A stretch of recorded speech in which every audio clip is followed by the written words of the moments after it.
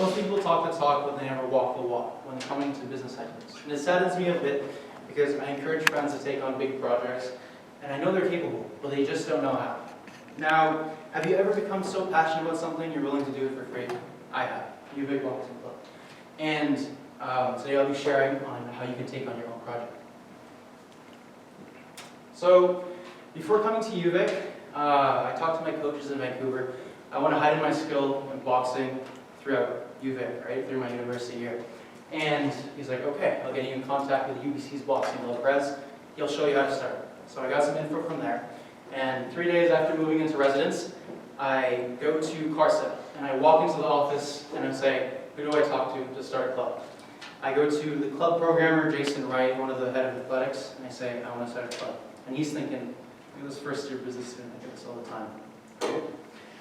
And I tell him, I want to start it. He says, we need to think 3 things. First, people. Test the waters, see if there's an interest. 2, find a coach.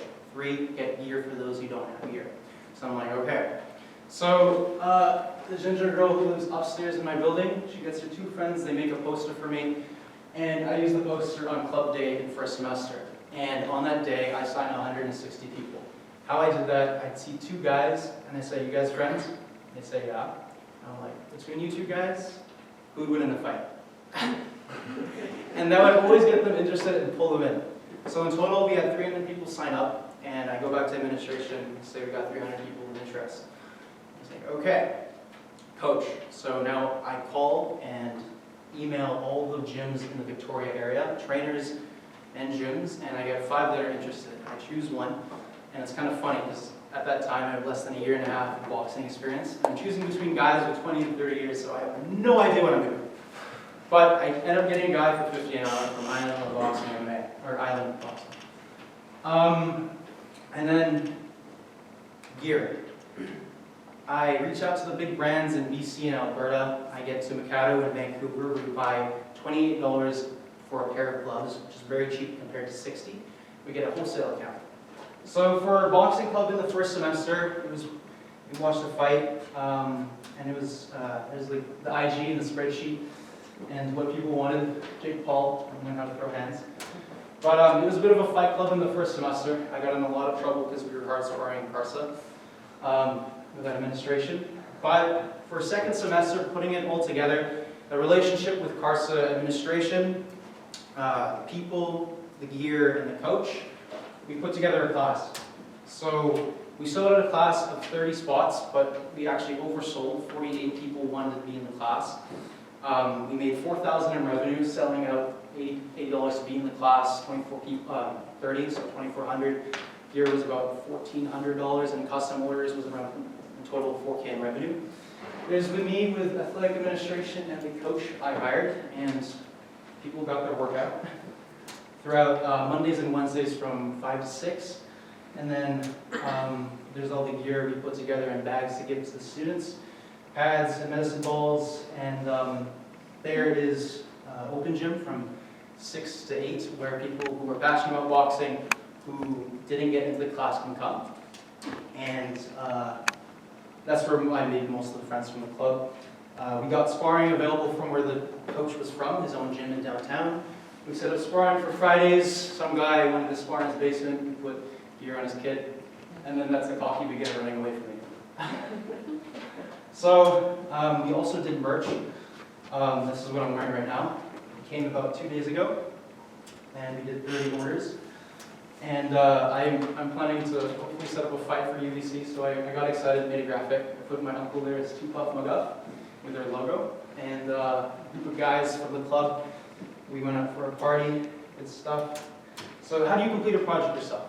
Now, in high school, I ran a business club and I had a design agency, and that project was much harder than UVic Boxing Club, which made it easier to do here.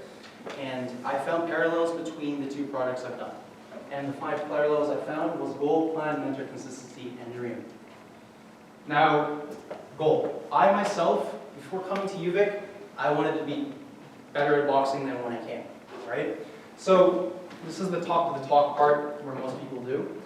This is where you're able to explain it to a friend and explain it to someone who's older.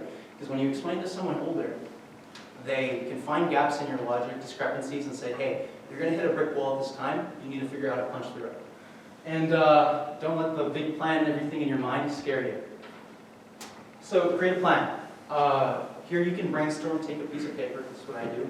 Put the goal in the middle, and then everything that reminds you of it. Do some research, add more to the brainstorm, and be able to put into a document step by step, what to do next, and be able to explain it all. Now, you take that plan and you give it to a mentor. Now, the mentor for me was athletic administration here at UVic, right? I showed him the plan, this is what I want to do, and he's like, okay. Now, he's someone field related. You need to find someone that's related to your field so they can help you.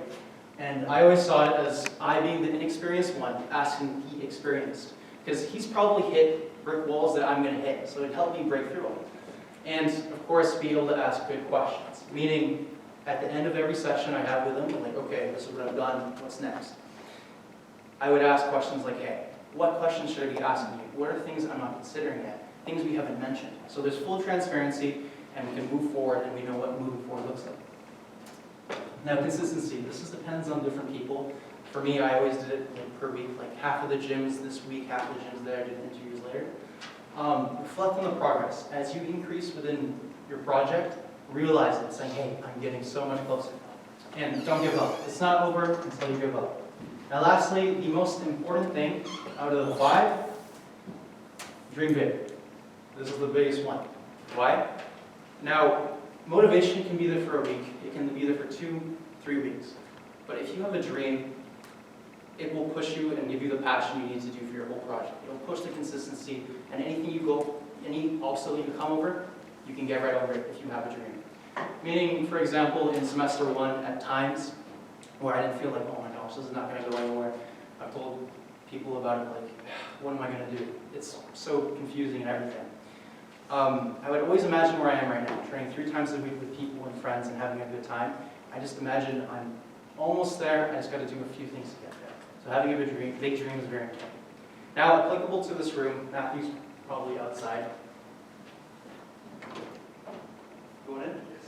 So, for example, you can take on a project like Matthew. Let's say you become a personal trainer in the summer, right? Or you want to start an Instagram page about facts on cottage cheese and make a following out of it. Or for Devin, you could go up to mechanic auto body shop owners and say, hey, how did you start? How did you become where you are now? You can go to them, have them become your mentor, learn from them, and start your own shop. Regardless of all of it, when you talk the talk, remember to walk the walk.